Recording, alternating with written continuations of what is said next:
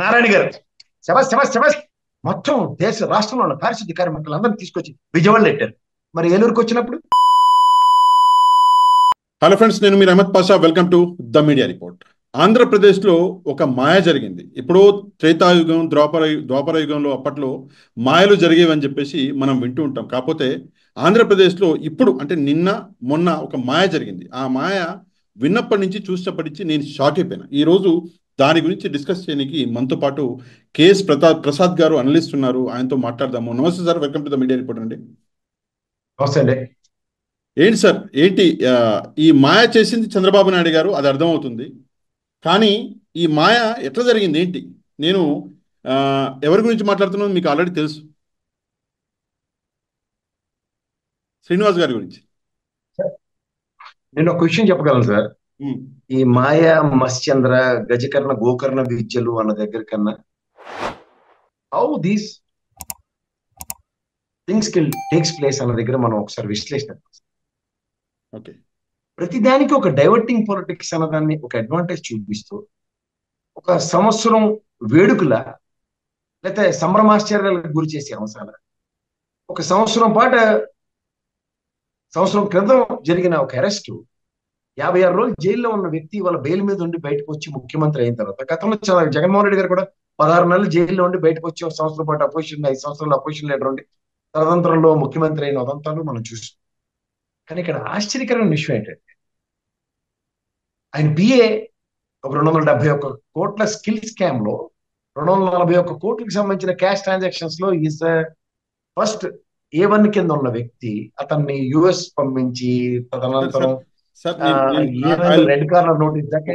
ఒక చిన్న రిక్వెస్ట్. మన ప్రేక్షకులకి అసలు ఈ ఈ శ్రీనివాస్ గారు ఎవరో తెలియదు. పెండేల శ్రీనివాస్ అంటే ఎవరో ఫస్ట్ ఇంట్రడక్షన్ ఇవ్వండి సార్. అసలు ఎవరి వ్యక్తి?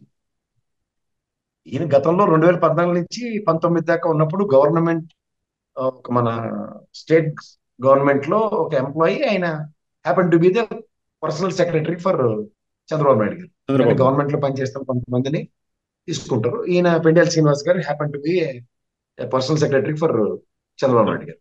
ఓకే, ఈయన చేసిన పని ఏంటి? తదనంతరం ఆయన పర్సనల్ సెక్రటరీ ఈయన ఏం చేసిండు? పర్సనల్ సెక్రటరీ గారి కన్నా ఉమ్, పర్సనల్ సెక్రటరీ అనే దానికన్నా ఈయన హైలైట్ అయింది ఏంటంటే స్కిల్ డెవలప్మెంట్ స్కామ్ లో 271 కోట్ల స్కామ్ లో 241 కోట్లకు సంబంధించిన క్యాష్ అంశాలతో ఇతను హైలైట్ అయ్యాడు. తదనంతరం అతను యుఎస్ వెళ్ళిపోయాడు. యుఎస్ వెళ్ళిన తర్వాత ఇతను వెనక్కి తీసుకురావడానికి రెడ్ కార్నర్ నోటీస్ దాకా నాకు తెలిసినంత వరకు నాకున్న ప్రాథమిక అవగాహన తెలిసిన విషయం. కానీ ఇవాళ సంభ్రమాశ్చర్యాలకు గురేసిన విషయం ఏంటంటే ఒక 3 నెలల తర్వాత గవర్నమెంట్ ఫామ్ అయిన తర్వాత ఇదే గవర్నమెంట్ రెడ్ కార్ పెట్టేసి అతన్ని తీసుకొచ్చి ఇవాళ 5 సంవత్సరాల అతని జీతభత్యాలు కానీ నెక్స్ట్ అతనికి ప్రాపర్ గా ప్లేసింగ్ ఇస్తూ మళ్ళీ డౌన్ ద లైన్ మళ్ళీ పిఎం చేసినా ఆశ్చర్యపడక్కర్లేదు. ఇది జరిగిన పరిణామం. ఈ పరిణామంలో నాకు ఆశ్చర్యం కలిగించిన విషయం ఏంటంటే గౌరవ న్యాయస్థానం ఎప్పుడైతే రెడ్ కార్పెట్ వేసి తీసుకొచ్చిన ఉదంతంలో గౌరవ న్యాయస్థానం స్తబ్దంగా ఉంది.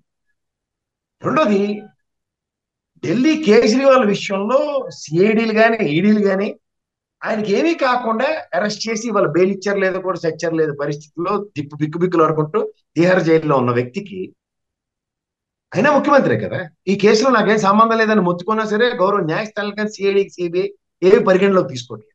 కానీ ఇదే ఎన్ఫోర్స్మెంట్ డైరెక్టరీ ఐటీ నోటీసులు ఇస్తూ ఒక సంబంధిత ఎల్ఎన్టీకి సంబంధించిన క్యాష్ ట్రాన్సాక్షన్స్ లో ఎస్టాబ్లిష్ చేస్తూ ఈ కేసు ఫైల్ అయిన తర్వాత చంద్రబాబు గారికి బెయిల్ ఇచ్చి, ఎంత కాదన్నా ఒక గౌరవ ముఖ్యమంత్రి స్థానంలో ఉన్న వ్యక్తి, స్ట్రాంగెస్ట్ అపోజిషన్ లీడర్, అప్పుడు అలాంటి వ్యక్తికే 56 రోజులు జైలు తప్పని తరుణంలో ఇవన్న డిస్క్రిప్షన్స్ ఆఫ్ హూస్ డిస్క్రిప్షన్స్ అన్నది ఫస్ట్ ప్రశ్న. మీకు సింపుల్ గా చెప్పాలంటే ఒక చీఫ్ మినిస్టర్ గవర్నమెంట్ ఫామ్ అయిన తర్వాత according to their whims and fancies వాళ్ళ పిఎల్కి వాళ్ళకి నాకు తెలిసి గౌరవ కలెక్టర్ గారికి ఫస్ట్ క్లాస్ మెజిస్ట్రేట్ క్యాడర్ ఉంటుంది.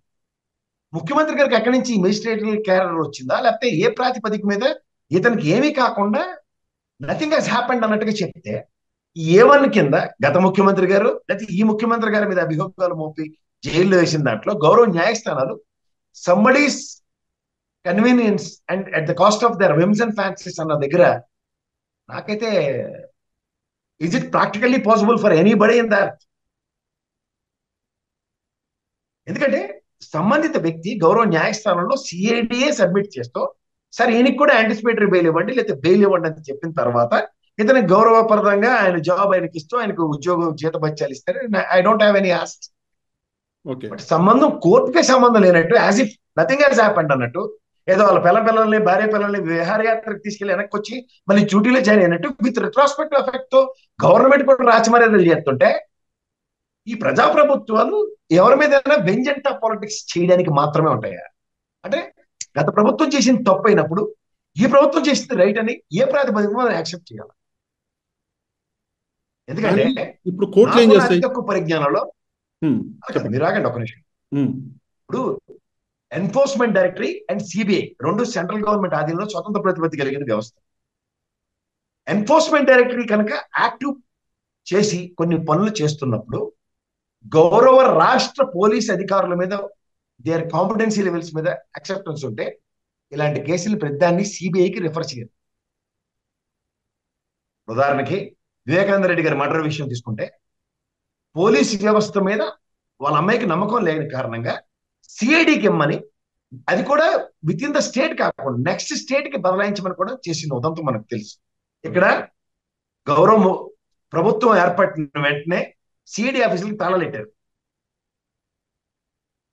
ఇప్పుడు సిఐడి చీఫ్ అవడం కూడా నాకు తెలియదు ఫస్ట్ ఆఫ్ ఆల్, సీరియస్ గా చెప్తున్నా. వాళ్ళందరినీ జిఏడికి నెక్స్ట్ డీజీపీ ఆఫీస్ కి అటాచ్ చేసి ఇక్కడికి వచ్చారు కల్లా మీకు ఒక సర్ప్రైజింగ్ ఎలిమెంట్. ఇక్కడ మీకు శ్రీనివాస్ గారికి పదవిని మళ్ళీ పునరంకితం చేస్తాం, యుఎస్ నుంచి రాగానే గౌరవ మర్యాదలతో ఆయనకి కాపాడగలిగింది. ఈ పని గత ప్రభుత్వం ఎందుకు చేయలేకపోయింది? గత ప్రభుత్వంలో హుండీకి ఇప్పుడు ఎమ్మెల్యే గారు ఉన్న రఘురామకృష్ణరాజు గారు కనీసం నియోజకవర్గం కూడా వెళ్ళలేని పరిస్థితి ఉందని ఇన్ని అట్రిబ్యూట్ చేస్తున్నప్పుడు ఇదే పోలీస్ వ్యవస్థ ఎవరి ఆధీనంలో పనిచేస్తుంది? వ్యవస్థలకి ఎందుకు స్వతంత్ర ప్రతిపత్తి లేదు? ఇదే సిఐడిలో ఫర్ ఇన్స్టెంట్ చీఫ్లు మారచ్చు, కానీ కింద గణం అంతా సిఐడికి సంబంధించిన విభాగంలో ఈ పర్టికులర్ కేసులు ఈయనకి సంబంధించిన అవసరంలో A1 ముద్దాయి కింద ఉన్నప్పుడు ఇతనికి గత ప్రభుత్వం రెడ్ కార్నర్ నోటీస్ ఇచ్చినంత పని చేసినప్పుడు ఈ రెడ్ కార్పెట్ ఏంటి? అండ్ ఆశ్చర్యకరమైన విషయం ఏంటంటే ప్రతిదానికి ఒక ఆల్టర్నేటివ్, ప్రతిదానికి ఒక డైవర్షన్ అన్న దగ్గర ఈ ప్రభుత్వం రంజింపజేసే రసవత్తరమైన కార్యక్రమాలకు ముందుకెళ్తున్నప్పుడు మన పరిరక్షించే వాళ్ళు ఎవరు? ఆ మాటకు వస్తే మీ మీద న్యూస్ అంటే ఒక వాస్తవాన్ని ఒక దగ్గర ఉన్న దాంతో విశ్లేషిస్తుంటే మీకు ఒక పోలీస్ నోటీస్ ఇచ్చారు, ఎవరిని భయంపిస్తారు? అంటే మనం ఏమైనా పోలీస్ నోటీసులకి భయం పడిపోయి వాస్తవాలు చర్చించకుండా ఆగిపోవాలా? వాక్స్వతంత్రం దేనికి ఉంది? మనకి రాజ్యాంగం వచ్చింది. మనం ఎవరిని ఆపాదించి మాట్లాడట్లే కదా. గౌరవ న్యాయస్థానం ఈ సంబంధిత కేసులో A1 ముద్దాయి కింద ఉన్న శ్రీనివాస్ గారినో లేకపోతే దానికి సంబంధించిన దాంట్లో రెడ్ కార్నర్ నోటీస్ ఇచ్చి యుఎస్ నుంచి రాకుండా అంత వెసులుబాటు తీసుకోగలిగిన వ్యక్తికి I can't imagine a person who belongs to India if he travels to respect to US or anywhere in the world 6 months తర్వాత అంటే నెక్స్ట్ కెనడాకి వెళ్ళి అలా వస్తు మార్పిడి కార్యక్రమంలో మొత్తం 6 నెలల దాట వేసుకుంటూ ఇవాళ ప్రభుత్వ స్థాపన జరిగిన తర్వాత హ్యాపీగా రాగలిగాడు అంటే is it practically possible with respect to governments? రేపొద్దున ఈ ఎవరో మాలియాకి కూడా ఇదే జరుగుతుందా? నీరవ్ మోడీకి కూడా ఇదే జరుగుతుందా? డౌన్ ద లైన్ నాకు అర్థం కాని విషయం కింద కనబడుతుంది. మీకు ఏమైనా అర్థమైతే చెప్పండి sir. You can also question me, there is nothing wrong in it. నాకు అర్థం కాదు సార్. నేను ఈ విషయం వినంగానే ఫస్ట్ షాక్ అయిపోయాను. ఎందుకంటే కోర్టులో ఉన్నది ఇష్యూ, కోర్టులో ఉన్న ఇష్యూ అసలు నాకు ఇంకో షాక్ ఏంటంటే ఈ రాజకీయ నాయకులకి రాజకీయ పార్టీలకి కోర్టుల మీద ఉన్నటువంటి భయం అనేది వెళ్ళిపోయింది. నిజంగా కోర్టులో కేసు ఉంది, కేసులో ముద్దాయి, ఆ ముద్దాయి పారిపోయినాడు. సరే, ఇది కూడా ఇంకో ఇంపార్టెంట్ విషయం. పారిపోయినాడు, ఆ పారిపోయిన తీసుకొచ్చి ఒక ముఖ్యమంత్రి స్టేటస్ మనిషి ఒక వ్యక్తి కలుస్తున్నాడు, లేదా ఆయనకి రెడ్ కార్పెట్ వేసి ఆయనకి వెల్కమ్ చెప్తున్నారు అంటే ఇది మనం ఎటు వెళ్తుంది సమాజము? ఈ విషయం అసలు నిజంగా షాకింగ్. చిన్న తప్పులు చేస్తే సార్, ఒక చిన్న తప్పు చేస్తే ఏదో గుడి ముందర చెప్పులు ఎత్తుకెళ్తే పట్టుకొని వాడిని కొట్టి తీసుకెళ్లి లోపలేస్తున్నారు. మనం చూసినాం హైదరాబాద్లో ఆదివారం రోజు ఇల్లు కూలగొడుతుంటే హైడ్రా పాపం వాళ్ళ హస్బెండ్ వైఫ్ వెళ్ళి ఆపినందుకు ఈ రోజు వాళ్ళ మీద ఎఫ్ఐఆర్ చేశారు. వాళ్ళ ఇల్లు వాళ్ళు ఆపుకున్నందుకు. ఇట్లాంటి జరుగుతుంటే మన దేశంలో ఇంత పెద్ద ఇంత పెద్ద ఇప్పుడు 270 చిల్లర కోట్లు ఇంత పెద్ద చేసినోడు వెల్కమ్ చేసి మరి రప్పిస్తున్నారంటే కోట్లు ఏం చేయవా ఇప్పుడు? దీని గురించి మీరేమంటారు? కోర్ట్స్ గురించి. సార్ ఇవాళ పెండియాల శ్రీనివాస్ గారు 271 కోట్లు స్కామ్ చేశారా లేదా అన్నది నేను చెప్పట్లే. అభియోగం మోపబడినప్పుడు until then it is not been given clean chit to the respect court to the gentlemen need to be considered in a inverted commas. రేపు గౌరవ న్యాయస్థానం క్లీన్ చిట్ ఇవ్వనండి, I want have any botheration, నమస్తే but till such time ఒక అభియోగం మోపబడిన ఇప్పుడు జగన్మోహన్ రెడ్డి కూడా 16 నెలలు జైల్లో ఉండి వచ్చిన అతనికి అభియోగాలే మోపబడ్డే ప్రూవ్ చేయలేదు ఇప్పటికి ఛార్జ్ షీట్లు పరంగా. ఈవెన్ చంద్రబాబు గారి మీద కూడా 56 రోజుల తర్వాత అభియోగాలు మోపబడ్డే ప్రూవ్ చేయలేదు, బెయిల్ మీద బయట ఉన్నారు ఇద్దరు. ఇతను not even arrested, not even done anything, but how the government can act like this? Big question. ఎందుకంటే ఇప్పుడు నేను సింపుల్ గా చెప్తాను సార్, కేజ్రీవాల్ గారు ఒక అభియోగం మోపబడింది, ఆయన ప్రూవే కాలే, ఆ క్యాష్ అంటారు ఏదో అని మొత్తానికి ఆయన జీవితాలతో ఆడుకుంటారా, ఆయనకి ఆ మనీ శిష్యుడు. చాలా వింతగా ఉంది. ఇప్పుడు అదే డిస్క్రిప్షన్ ఇప్పుడు చంద్రబాబు గారికి ఇవాళ ఉన్న డిస్క్రిప్షన్ లో నాకు తెలిసి మెజిస్ట్రేట్ల పవర్ ఇందాక కూడా చెప్పాను, ఒక గౌరవ కలెక్టర్ గారికి ఉంటుంది, you can take a call, but where chief minister have magisterial powers. తీసుకొచ్చండి ఇదేంటే నాకు అర్థం కావట్లేదు. నిన్న కాక మొన్నటి దాకా ఉన్న ముఖ్యమంత్రి గారికి ఇదే జగన్మోహన్ రెడ్డి గారికి పాస్పోర్ట్ విషయంలో కూడా పాస్పోర్ట్ అథారిటీస్ ఎట్లా ఇచ్చేస్తున్నాయి మనం కళ్ళ ముందు చూస్తున్నాం. ఇప్పుడు ఒక వ్యక్తికి రెడ్ కార్నర్ నోటీస్ ఉన్న అంత పని అయిన దగ్గర గౌరవ కోర్టులో అతను ఇండియాకి రావడానికి భయం పడిన వ్యక్తి శ్రీనివాస్ గారు నాకు తెలిసినంత వరకు. ఆయన వల్ల ఏమీ కాకుండా ఇండియా వస్తే సంబంధిత ఇమిగ్రేషన్ అథారిటీస్ కానీ సంబంధిత అధికారులు కానీ what's their role? Sir shocking విషయం ఏంటంటే ఇప్పుడే ఇందాకే వచ్చింది న్యూస్, ఇందాకేంటి అందరికి తెలిసిన న్యూసే, ఒక తమిళ్ యాక్టర్ ఏదో తప్పు చేసినాడు, ఏదో హైదరాబాద్ ఎయిర్పోర్ట్లో దిగినాడు అనుకుంటా, హైదరాబాద్ ఎయిర్పోర్ట్ అది దిగంగానే అక్కడ అరెస్ట్ చేశారు, దిగంగానే. ఈ వ్యక్తి 271 కోట్ల రూపాయల అవినీతి జరిగింది, కోర్టులో కేసు నడుస్తుంది, ఒక అంటే ఎక్స్ చీఫ్ మినిస్టరే వెళ్ళి 56 రోజులు జైల్లో ఉండొచ్చిండు. అట్లాంటి వ్యక్తి ఎయిర్పోర్ట్లో దిగంగానే అసలు అయితే అరెస్ట్ చేయాలి. ఫస్ట్ ఆఫ్ ఆల్ అరెస్ట్ చేసి ఆయన తీసుకెళ్లి కోర్టు ముందర నిలబెట్టాలి. ఇది పోలీసులు చేయవలసిన పని. కానీ పోలీసులు ఏం చేస్తున్నారు? నాలాంటి వాళ్ళ మీద పడుతున్నారు. నాలాంటి వాళ్ళు నిజాలు మాట్లాడేటోళ్ళు, ఈయన ప్రూఫ్ చూపించాడు, నిజాలు మాట్లాడుతున్నాడు, ఇది మైనస్ వెళ్తుంది టీడీపీకి, కూటమికి అని చెప్పేసి నాలాంటి వాళ్ళ మీద పడుతున్నారు. కానీ ఇట్లాంటి క్రిమినల్స్ని వదిలేస్తుంటే పోలీసులు ఏం సమాజానికి ఏం మెసేజ్ ఇస్తున్నారు? ఆ విషయం అర్థం కాదు. సరే ఈ రోజు ఈ పని చేసినారు, రేపు పొద్దున ప్రభుత్వం మారుతుంది, మరి రేపు పొద్దున వీళ్ళ పరిస్థితి ఏంటి పోలీసులది? రేపు పొద్దున ప్రభుత్వం మార్గం జగన్మోహన్ రెడ్డి ఆయన మీద కేసులన్నీ కొట్టించుకోవచ్చా? ఏదైనా మన చిన్నపిల్లలు హోంవర్క్ రబ్బర్తో చెరిపినట్టు చెరిపించుకోవచ్చా? చెప్పండి, నాకు అర్థం కావట్లేదు. With the same situation for కేజ్రీవాల్కి అతని మీద అభియోగాలే మోపడ్డాయి, ఇంకా ప్రూవే కాలేదు, అతనికైతే జైల్లో పెడతారు, నానా తిప్పులు పెడతారు. బట్ ఒక పిఏ స్థాయికి ఇదే చంద్రబాబు గారి పోనీ ఈ విధంగా చేస్తున్న గవర్నమెంట్ వచ్చింది, అలా అసెంబ్లీలో చూడండి, జైల్లో పెట్టిన తర్వాత ఎలక్షన్ అయిపోయిన తర్వాత క్లైమాక్స్ అయిపోద్ది. అలాగే ఇందులో అభియోగాలు మోపబడిన వాళ్ళందరూ ముఖ్యమంత్రులు అయిపోయినా లేకపోతే గౌరవప్రదంగా ఎన్నిక కాబడిన వెంటనే క్లీన్ చిట్లు అంటే, ఈయన శ్రీనివాస్ గారు అయితే గౌరవప్రదంగా ఎన్నికైన అభ్యర్థి కాదు కదా. రేపొద్దున నీరవ్ మోడీ, రేపొద్దున విజయమాల్యా గడి ఇదే పని చేసుకుని వచ్చారు అనుకోండి, it's nothing but management show with respect to state governments. కానీ చంద్రబాబు ఇప్పుడు నాకు తెలిసి అగండి ఇమిగ్రేషన్ అథారిటీస్ కానీ సెంట్రల్ గవర్నమెంట్ పరివ్యూలో ఉన్న కస్టమ్స్ ఇవన్నీ కూడా airport authorities falls under central government. ఎట్లా ఇది ఏ విధంగా మేనేజ్మెంట్ షో చెప్పండి? చిన్న చితక కేసు ఉంటేనే మనకి పాస్పోర్ట్ ఇవ్వట్లేదు సార్. మన మీద ఏమైనా క్రిమినల్ అఫెన్స్ కేసులు ఏమైనా ఉంటే మనం విదేశాలకు వెళ్ళలేని నిస్సాయ స్థితుల్లో ఉంటాం. సార్ ఇది ఒక టాపిక్. ఇంకో 2 ప్రశ్నలు ఉన్నాయి, మీరు ఆ 2 ప్రశ్నల మీద కూడా తప్పకుండా స్పందించాలి. సెకండ్ క్వశ్చన్ వచ్చేసి అమరావతి మీద స్పందించాలి మీరు. ఇప్పుడు ఇంత పెద్ద ఇష్యూ జరిగింది, విజయవాడ మొత్తం అంటే 3% విజయవాడ కొట్టుకపోయింది, లక్షలాది మంది ప్రజల జీవితాలు నాశనం అయిపోయినాయి. అది బుడమేరు అనండి, వేరే ఇష్యూలు విజయవాడ అనండి, ఇవన్నీ సరే జరిగినాయి, చాలా దురదృష్టకరం. అమరావతి పరిస్థితి ఏంది? నేను డైరెక్ట్గా మిమ్మల్ని సూటి ప్రశ్న అడుగుతా. అమరావతి రాజధాని అవ్వడానికి అమరావతికి అది ఉందా? అసలు రాజధాని అవుతుందా అమరావతి? కాదండి, మీడియా అందరికి ఎందుకు ఎంత నిర్బంధంలో ఎవరు ఆధీనంలో ఉంది మీడియా చెప్పండి ఒకసారి. ఈ బ్లూ మీడియా, ఎల్లో మీడియా అని పకోడి కబుర్లు చెప్తారు కదా మీలాటోళ్ళకి మాలాటోళ్ళకి చిన్నపిల్లలు చేసి. మీరు ఎక్కడైనా బ్లూ మీడియాలో ఏమన్నా అమరావతి విజువల్స్ ఏమైనా చూసారా? అదే షాకింగ్. అంటే మీడియా ఎవరు ఆధీనంలో ఉన్నట్టు? ప్రభుత్వం ఆధీనంలో ఉంటుంది. ఫోర్త్ ఎస్టేట్, నిజానికి నిర్భయంగా. నాకు చాలా ఆశ్చర్యకరంగా ఉంది అసలు నిజంగా చెప్పాలంటే. అమరావతికి సంబంధించిన ఒక విజువల్ ఇది సోషల్ మీడియా అంతా గొడ్డుపోయిందా? అంటే ఎవరు నియంత్రిస్తున్నారు? నియంత్రణకు గురవుతున్న మీడియా, నియంత్రణ కన్నా ఎవరి ఆధీనంలో ఉన్న మీడియా? పేర్లు మాత్రమే బ్లూ, ఎల్లో, ఆరెంజ్, రెడ్, అదే ఈ పొగడి కబుర్లని మనకి చెప్పి ఎవరి ఆధీనంలో ఉంది మీడియా? ఒకటి రెండు బయట వీడియోలు. పెళ్ళ లేపినట్టు మనకి ఎప్పుడైనా చూడండి, పాప్కార్న్ లేపితే పైన జస్ట్ వేడి పెట్టగానే అది భూమిని ఆ గింజలని పాప్కార్న్ లేనట్టు ఇలా అరే మమ అని చెప్పి ఇటు పక్క వచ్చి ఉడమేరు. ఇప్పుడు జరుగుతుంది అంతా ఏంటి తెలుసా అండి? బా, బూ, బో అంటే ఏంటి తెలుసా? బా అంటే చంద్రబాబు నాయుడు గారు, బాబు గారు.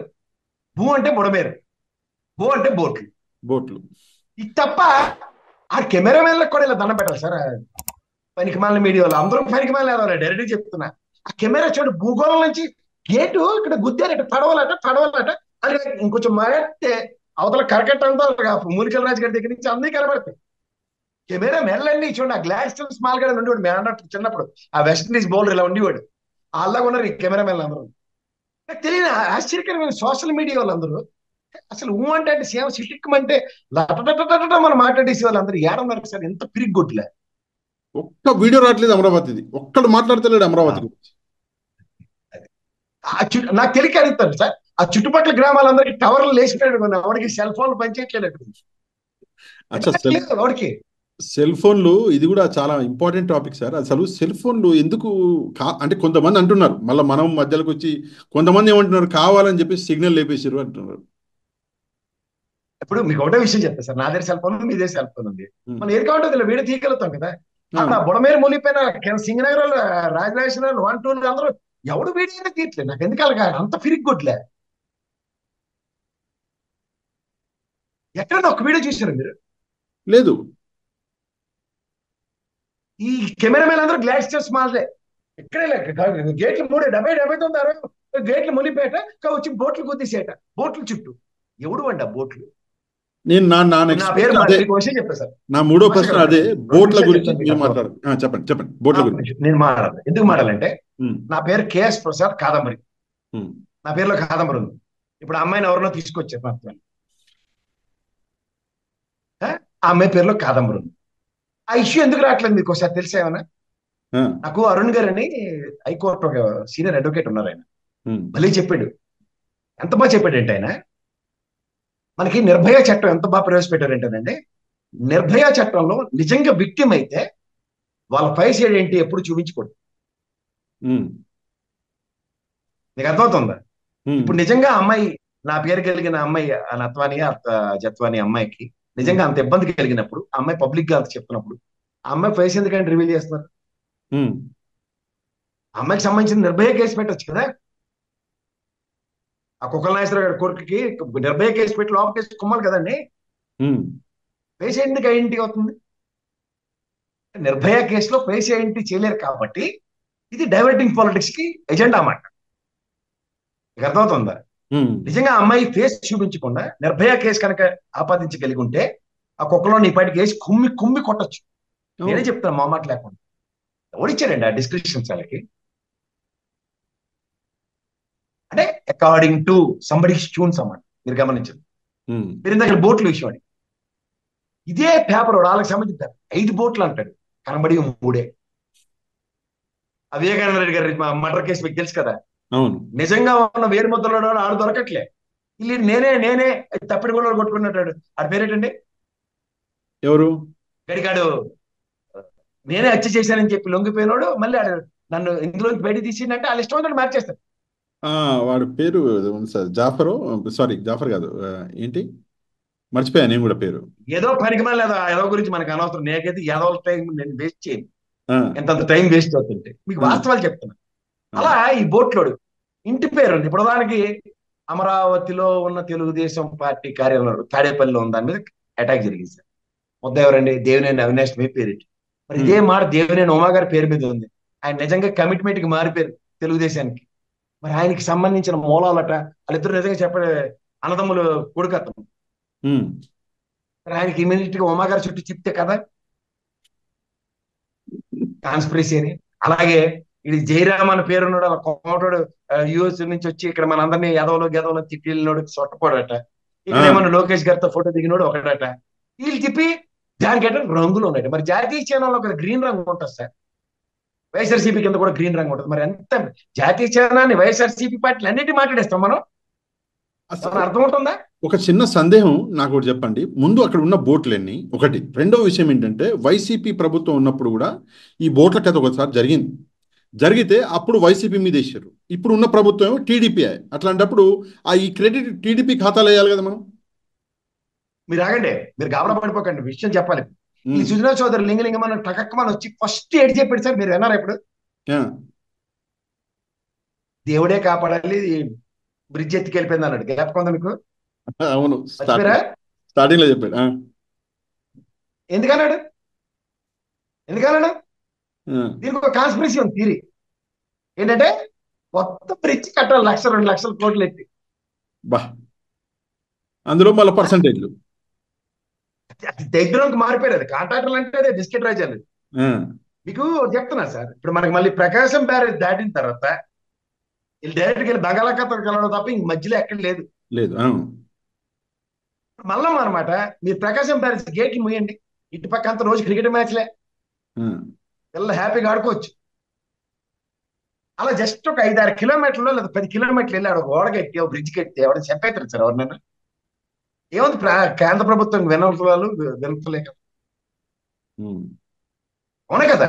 అవును. ఇవాళ తుంగభద్ర గేట్ల గురించి చూడండి.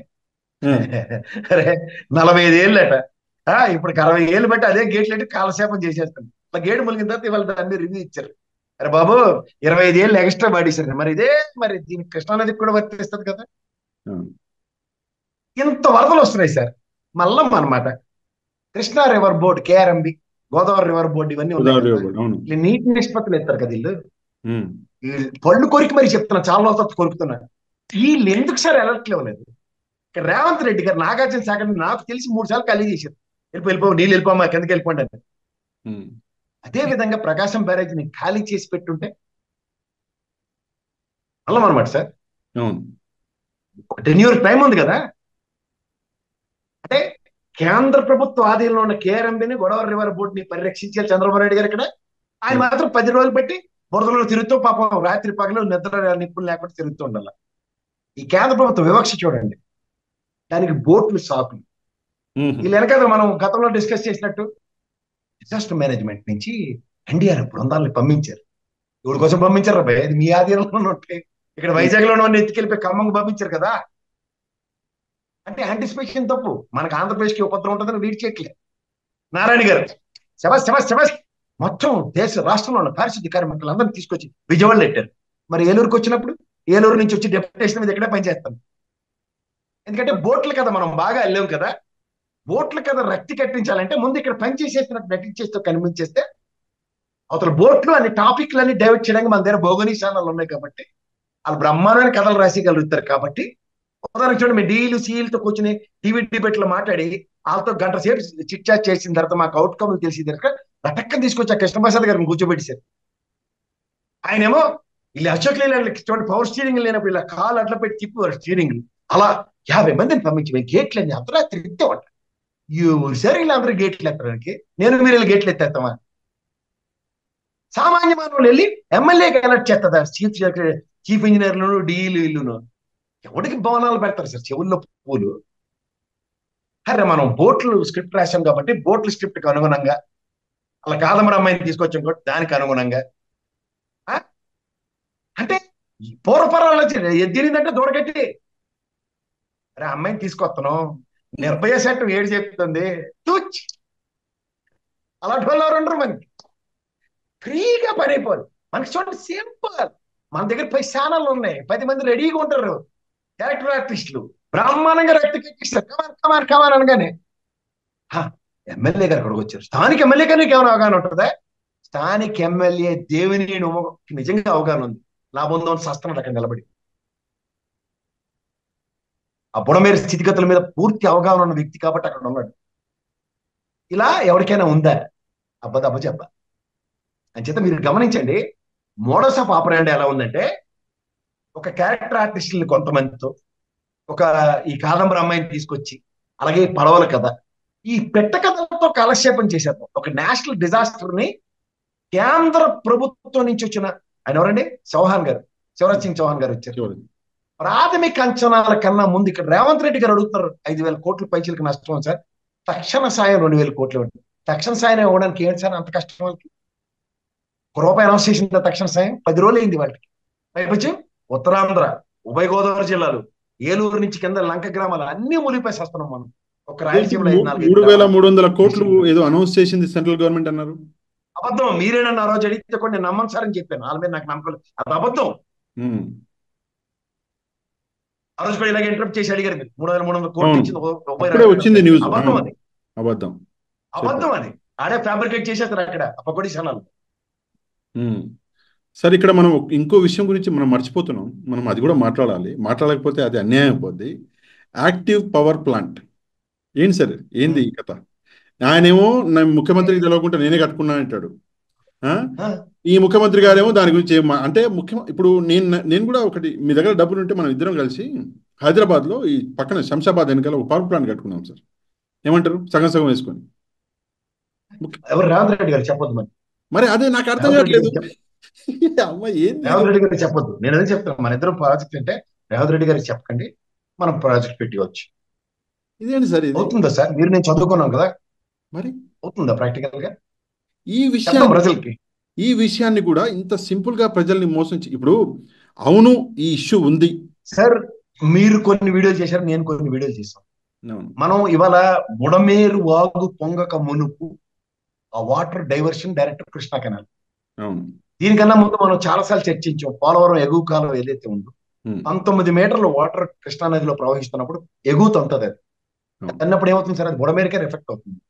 దాని ఎఫెక్టే కదా మొత్తం 20 గంటలు ప్రయాణించి మొత్తం విజయవాడని ముంచేసింది. ఇది ప్రాథమిక అవగాహన. సంబంధిత ఎవరో దాకా ఎందుకు సార్? ఆ చీఫ్ సెక్రటరీ రెవెన్యూ ఏం మాట్లాడాడు సార్? ఏం మాట్లాడాడు? ఆయన పేరు కూడా impossible to evacuate quite impossible అన్నాడు. సార్ ఇవాళ పవన్ కళ్యాణ్ గారికి తీసుకొచ్చుకున్నారు ఆయన, కలెక్టర్ గారిని కేరళ నుంచి, కృష్ణ చైతన్య గారిని. You know what wonder he has done? 2.5 లక్షల మందిని ఇలా ఎవాక్యువేట్ చేయగలిగాడు, రక్షించగలిగాడు స్పాన్ ఆఫ్ నో టైం. అది సార్, అలాంటి వ్యక్తుల నుండి కూడా ఈ ఉపద్రవం నిలువరించుకోలేకపోతే దౌర్భాగ్యవనాలు ఏమన్నారు సార్? కాపాడాలి అన్న అది లేకుండే సార్. కాపాడాలి అన్న అది ఒకటి ఉంటుంది. ఇప్పుడు ఫర్ ఎగ్జాంపుల్ మన ముందర ఒక కష్టం వచ్చింది, మనం కాపాడగలం. నా జేబులో ఒక 1,000 రూపాయలు ఉన్నాయి, ఆడికి ఒక 500 కష్టం వచ్చింది, 1,000 రూపాయలు నా దగ్గర దమ్ముంది కాపాడేది. నేను చేయాలా లేదా అనేది అది నేను ఆలోచించుకోవాలి. ఆ రోజు ఎంత సింపుల్గా అధికారి అంటాడంటే ఆయన సిసోడియా గారు, ఏముంది 2.5 లక్షల మందిని మనం ఇవాక్యువేట్ చేయడము అది అసాధ్యం అనిపించింది అంటాడు. ఓడి అబ్బా, నీ ఫ్యామిలీ ఉంటాడా? నువ్వు అట్లనే వదిలేస్తావా? అట్లీస్ట్ చెప్పరా సార్, ఒక మాట చెప్తాను. హ్యూమన్ ఇన్స్టంటివ్ రియాక్షన్ ఎలా ఉంటుంది తెలుసా సార్? మనకి సడన్ గా పాము కనబడింది అనుకోండి సార్, మనలో 10 వోల్ట్స్ ఎనర్జీ డిఫరెంట్ గా జనరేట్ అయ్యి అక్కడి నుంచి ఒక 5 అడుగులు జంప్ ఏమీ కాకుండా ఈ స్ప్రింటర్ లా గెలుతాం మనం. తెలుసా తెలీదా? అట్లా ప్రమాదం అని చెప్తే చేతికందని సామాను పట్టుకుని 190 మంది పరిగెట్టే పోతారు. నువ్వు నిజంగా రెస్క్యూ చేయవలసింది 10 మందినే. వాళ్ళు వెళ్తారా వెళ్ళరా వేరు సార్. మా ఊర్లో, మా చిన్న ఊరు సార్, 1000 మంది ఉంటాం. మా ఊర్లో డప్పులు వేసుకొని కొట్టేటోళ్ళు. ఏంది అంటే మూసి వదిలిపెడితే గేట్లు మా ఊరికి వస్తుంది నీళ్లు. గేట్లు వదిలిపెట్టడానికి ముందు 1000 మందే డప్పు రాత్రి మొత్తం కొట్టేటోళ్ళు. వాళ్ళు వెళ్తారా వెళ్ళదా అది వాళ్ళ ఇష్టం, వాళ్ళ జీవితం. నీ బాధ్యత ఏంది? అట్లీస్ట్ నువ్వు రెస్క్యూ చేసే దమ్ము నీ దగ్గర లేదు. నీ రెవెన్యూ డిపార్ట్మెంట్, హోమ్ డిపార్ట్మెంట్ దగ్గర దమ్ము లేదు. అట్లాంటప్పుడు నువ్వు అట్లీస్ట్ అరే నీళ్ళు వస్తున్నాయి రా బాబు, నువ్వు ఇక్కడి నుంచి బయలుదేరు అంటే అట్లీస్ట్ సర్టిఫికేట్ నాకు ఎంత కళ్ళల్లో నీళ్ళు వచ్చినాయంటే, ఒక అమ్మాయి జీవితాంతం కష్టపడి చదువుకున్నది సార్. చదువుకొని ఆ అమ్మాయి సర్టిఫికెట్లు ఎండబెట్టుకుంటుంది. కొన్ని దొరికినాయి. ఇంకొక అమ్మాయి అయితే ఏకంగా ఇక్కడ నేను అంటే అది ఆంధ్రాది కాదు వీడియో, ఇక్కడ తెలంగాణది, ఖమ్మంది. ఆ అమ్మాయి అయితే ఏడ్చుకుంటూ ఏడ్చుకుంటూ మంత్రి గారిని ఇట్లా కౌగిలించుకున్న, సార్ నా జీవితం నాశనం అయిపోయింది సార్, నేను చిన్నప్పటి నుంచి కష్టజీవిని సార్, నేను చదువుకున్నా సార్, నా సర్టిఫికేట్ అన్ని కొట్టుకుపోయినాయి సార్ అని చెప్పేసి ఏడుస్తుంటే చాలా బాధేస్తుంది. మీరు అట్లీస్ట్ ఇన్ఫర్మేషన్ ఎందుకు ఇవ్వలేకపోయారు, అది నా కన్సర్న్. నేను అంటుంది అదే కదా సార్. ఇప్పుడు మనకి ఫస్ట్ ఫ్లోర్ లో నీళ్లు వస్తున్నాయి అనుకోండి సార్, ఈ టీవీలు కానీ ఫ్రిడ్జ్లు కానీ ఆ చేతనైంది ఎక్కడో నెత్తిమీ పెట్టుకుని పోతారు కదా సార్. ఆ అవును. జీవితంలో నానా తిప్పలు పడితేనే కానీ మనమే సార్ మిడిల్ క్లాస్ ఫ్యామిలీస్ ఓ ఫ్రిడ్జ్ కొనుక్కోవాలన్నా, ఓ టీవీ కొనాలన్నా, మనం డైనింగ్ టేబుల్ కొనుక్కోవాలన్నా ఎన్ని తిప్పలు పడతాం సార్? అవును. చెప్పండి సార్. అట్లీస్ట్ మనం వాటిని మనం ఈ చేతనైనంత ప్రొటెక్షన్ అయితే చేసుకుంటాం కదా. ఆ టూ వీలర్లు అందులో నీళ్ళలో వదిలేసి బదులు కార్ వేసుకుని పోవచ్చు కదా సార్. హైవే ఎక్కాడు అనుకోండి సార్, ఏమవుతుంది దానికి? ఇక్కడ ఇక్కడ ఇంకో జోక్ ఉంది సార్. ఆ జోక్ ఏంటంటే, ఒక స్టేట్మెంట్ వచ్చింది, బండ్లన్నీ మేము చూసుకుంటాం, మీరేం పరేషాన్ అవ్వకండి, బండ్లు బండి మీకు. చేంజ్ వెళ్ళినట్టుకున్నాడు అక్కడికి. ఆ? తెలంగాణలో బండి చేంజ్ అక్కడికి వెళ్తే ఇలాంటి స్టేట్మెంట్లు వస్తాయి. నేను అప్పుడు చెప్తున్నా కదా. జ్ఞాపకం ఉంది హైదరాబాద్ తుఫాన్ వచ్చినప్పుడు, బండికి బండి, ఇల్లుకి ఇల్లు, కారుకి కారు అన్నాడు. దాని తర్వాత అటు ఢిల్లీ పారిపోయింది, అది వేరే విషయం. సభకు నమస్కారం. ఇక్కడ కూడా అదే జరిగింది సార్, బండ్లన్నీ మేము చూసుకుంటాం అన్నారు. ఈ రోజు ఏమంటున్నారు, ఇన్సూరెన్స్ ఉంటుందిగా, ఆ ఇన్సూరెన్స్ ఏదో ఇప్పిస్తాం తొందరగా. ఇన్సూరెన్స్ ఇప్పించేది వానికి నువ్వేం చేసేది? ఇన్సూరెన్స్ వాడికి మేము పెట్టుకోలేమా ఏంది? ఏందో అర్థం కాని పరిస్థితులు, అర్థం కాని విషయాలు. ఆ మా మేడం ఏమో, నేను ఎంతో గౌరవిస్తా, ఎంతో ఇష్టపడతా ఆ పాలిటీషియన్ వంగలపూడి అనిత గారు. నాకు చాలా ఇష్టమైన పాలిటీషియన్ ఆమె. ప్రపంచంలో ఆమె కంటే ఎక్కువ నేను ఎవరిని ఇష్టపడను పాలిటీషియన్లలో. ఆమెమో ఏ సార్? గుడి. ఆ? ఏంటి సార్? ఏ సార్ ఏమో రీజన్? అట్లా నాకు నాకు బెస్ట్ క్వాలిటీ ఏంటి? నేను I also respect Chandrababu Naidu గారు, రాజశేఖర రెడ్డి గారు. I tell about their qualities. ఇప్పుడు ఏంటంటే సార్, ఒకటి ఎందుకు మీరు అడిగారు ఏంది, ఫస్ట్ రీజన్ ఏంటంటే, అంటే బేసిక్ నుంచి కింద నుంచి పైకి వచ్చి మంత్రి అయ్యారు, అదొక రీజను. రెండో విషయం ఏంటంటే, టీచర్ ఆవిడ. అదే అందుకే ఇంకో విషయం ఏంటంటే పట్టుదల, మంచి పట్టుదల ఉన్నటువంటి వ్యక్తిత్వం. అందుకే నేను బాగా ఇష్టపడతాను. ఆమె మేడం వచ్చి వినాయకుడికి ఇంత, వినాయకుడి మైక్ ఇంత, వినాయకుడి మండపానికి ఇంత, వినాయకుడి హైట్కి ఇంత అని చెప్పేసినప్పుడు, అబ్జెక్షన్ వచ్చినప్పుడు, హిందువులందరూ అబ్జెక్ట్ చేసినప్పుడు, మీరు అసలు హిందువులకి విరుద్ధమైన పార్టీ అని చెప్పినప్పుడు మీరు ఏమనాలి? సరే, ప్రభుత్వం దగ్గర డబ్బులు లేవు కాదు, మేము ప్రయత్నం చేసినాం, మమ్మల్ని క్షమించండి, మేము మళ్ళీ అట్లా చేయమని చెప్పడం మానేసి, లేలే ఇది వైసీపీ చేసింది 2022లో అని చెప్పేసి అట్లా గుడ్డ కాల్చి మీరు వేసి వెళ్ళిపోతున్నారు. ఏం సార్ ఈ రాజకీయాలు? ఏమ్మా చదువుకున్న వాళ్ళు. ఆవిడ టీచర్ కదా సార్. ఆవిడ చిన్నప్పుడు ఆవ్యాసం పిల్లలకి బాగా చదివినట్టున్నాడు. ఆవ్యాసం ఎప్పుడు కంక్లూజన్ ఒకటే ఉంటుంది, ఆ టీవీ దగ్గరికి వచ్చి ఆగుతుంది. అలాగా మీరు గమనించవలసిన విషయం ఏంటంటే, ఆవిడ హోమ్ మినిస్టర్ గా మీరు నిజంగా చెప్పినట్టు అంచెలుగా ఎదిగి ఆ స్థాయికి వచ్చిన తర్వాత, ఎవరైనా ఒక స్థాయికి వచ్చిన తర్వాత ఆ చైర్కి వన్నె తీసుకురావాలి. అవును. కానీ ఈవిడ రివర్స్ లో, ఆవిడ ఆవు వ్యాసంలో మొదటి last conclusion remarks Jaganmohan Reddy గారికి మమా నుంచి చూడండి, ఆ పంతులు గారు లాస్ట్ కి స్వాహా మమా అని రెండు అంటారు. అలా జగన్మోహన్ రెడ్డితో కంక్లూజన్ రిమార్క్స్ ఇవ్వండి, ఆవిడ నిద్రపోతాడు. వాస్తవం మీకు చెప్తా సార్, సింపుల్. జీవో చదివింది ఆవిడ, ఫర్గెట్ అబౌట్ ఇట్. దానికి చంద్రబాబు నాయుడు గారు క్లారిఫికేషన్ ఇచ్చి మూసుకుని కూర్చోమని చెప్పారు, సిచ్యువేషన్ లేదు. Yes, it is the GO. Being home minister నేను డెలిబరేషన్స్ ఇచ్చాను, బట్ గౌరవ ముఖ్యమంత్రి గారు దాన్ని విరమించుకున్నాను. ఈ GO henceforth it will not come into the execution అని చెప్తే ఎంత హోందాగా ఉందనండి. వెనక్కి వెళ్ళింది అవవ్యాసం. జగన్మోహన్ రెడ్డి కవచం తీసుకొచ్చింది. అప్పుడు అంతే, ₹2, ₹100, ₹50. ఏంది ఇది? నాకు అర్థం. ఇందులో మీరు ఇంకా హిందువులు మనోభావాలు ఏవో చెప్పుకొని వస్తున్నారు. ఊరుగాలి ఒకటేడుతుంటే సూర్యులో సొట్టకాలు ఏడ్చినట్టు, అరే తుఫాన్తో మునిగిపోయి చస్తుంటే, స్వామికి పూజ చేసినోడే కరువు వేసి చస్తుంటే, ఇవాళ మీరు దేవుడి విగ్రహం ఇవాళ కలెక్టర్ ఆఫీస్ లో పెట్టి అందరూ ఇక్కడ పూజ చేసుకుందాం అని చంద్రబాబు గారు లాంటి వ్యక్తి పిలిపిస్తుంటే, ఇది ఎక్కడ విడ్డూరం అండి? ఎవడ మండపాలు పెట్టి చచ్చిపోతున్నారు, సస్తున్నారు అక్కడ ఇంట్లో, బతుకుతారు లేక, పట్టడం అన్నం లేక. ఇప్పటికీ 10 రోజులు అయింది సార్ ఆ బురద లబ్బిల్లో తిండి లేక అల్లాడిపోతున్నారు ప్రజలు. మ్యాసివ్ గా 6.5 lakhs పైచీలకు విజయవాడ పరిసర ప్రాంతంలో ఎఫెక్ట్ అవ్వాలని నేను మీరు శివరాజ్ సింగ్ చౌహాన్ అని చెప్పింది. సార్ ఒక విషయం, ఒక ఒక ఒక చిన్న ఒక చిన్న విషయము, ఇది ఒక్కటి 1 minute లో ముగించేయండి. ఒక ప్రశ్న మనం తప్పకుండా సమాధానం, ఎందుకంటే ఇది నేను అడిగేది కాదు, సోషల్ మీడియాలో ట్విట్టర్లో సర్క్యులేట్ అవుతుంది క్వశ్చన్. ఇది ఏంటంటే, పవన్ కళ్యాణ్ గారు ఎక్కడ, ఎందుకు ఆయన మాయమైపోయిండు అని చెప్పి సర్క్యులేట్ అవుతుంది. ఒక్క నిమిషంలో ముగించేయండి, చెప్పండి సార్. తిరుగుతుండే, ఇప్పుడు ఏలూరులో తిరగనండి. ఇప్పుడు కాదు సార్, ఇన్ని రోజులు 10 రోజుల నుంచి లేడు కదా, 10 రోజుల నుంచి లేడు కదా. ఆయన డిస్టర్బ్ అవుతుంది, నేను వస్తే మీరు అందరూ డిస్టర్బ్ అవుతారని చెప్తారు కదా, ఎందుకు డిస్టర్బెన్స్ చేయకుండా ఉండండి. అంతే అంటారు. ఇక మనం మనల్ని డిస్టర్బ్ చేసడం లేదు, మనం కూడా ఆయన డిస్టర్బ్ చేద్దంటారు. అవసరం లేదండి, డిస్టర్బ్ చేయకండి. ఆయన మనం చేయనప్పుడు మనం కూడా ఆయన చేయకుండా, సార్ సూపర్ సార్ మీరు దండం పెట్టి వదిలేండి. ఇదే మాట పిఠాపురం వాళ్ళకు కూడా అంటున్నారా? నెక్స్ట్ టైం ఆయన డిస్టర్బ్ చేయకండి. వాళ్ళు అదే మాట అనుకుంటారు. ఇప్పుడు దగ్గరలో అనుకోండి ఇది అదే. ఇప్పుడు మీకు నేను ఇందాక చెప్తున్నాను, కృష్ణ చైతన్య నాయుడు గారి వ్యక్తిని తీసుకొచ్చి కూడా నిరుపయోగం. ఆ రెవెన్యూ చీఫ్ సెక్రటరీ నిన్న మొహం ఇడిచేసాడు. రెవెన్యూ కూడా ఆయనే నాకు తెలిసి. పంచాయతీరాజ్ రెవెన్యూ చూస్తున్నారు ఎవరు? లేదు ఆయన చూడలేదు సార్. లాస్ట్ టైం కూడా చెప్పారు, నేను చెప్దాం అనుకున్నాను మర్చిపోయి, సారీ. నేను ఆయన చెక్ చేసిన ఆన్లైన్లో రెవెన్యూ. పంచాయతీరాజ్ చూస్తున్నాడు ఆయన. పంచాయతీరాజ్ చూస్తున్నారు, రెవెన్యూ లేనట్టుంది. రెవెన్యూ ఫాల్స్, పంచాయతీరాజ్ రెండు ప్యారల్. అవును, అండర్లోనే ఫాలో అవుతుంది మొత్తం అది. అవును అవును. రెవెన్యూ సెక్రటరీ ఏడన్నాడు,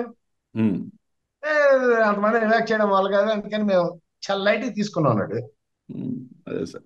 కేఆర్ఎంబి వాళ్ళు నిద్రపోయారు, గోదావరి రివర్ బోర్డు వాళ్ళు నిద్రపోయారు. స్థానికంగా ఉన్న వాళ్ళందరూ చాటింపు లేకుండా మీరు అన్నట్టు ఊర్లో చాటింపు వేసినట్టు ఆ బోట్లకు సంబంధించిన చైన్లు కట్టుకుంటారా, పెద్ద ఉప్పని వస్తుంది అంటే కట్టుకోరా.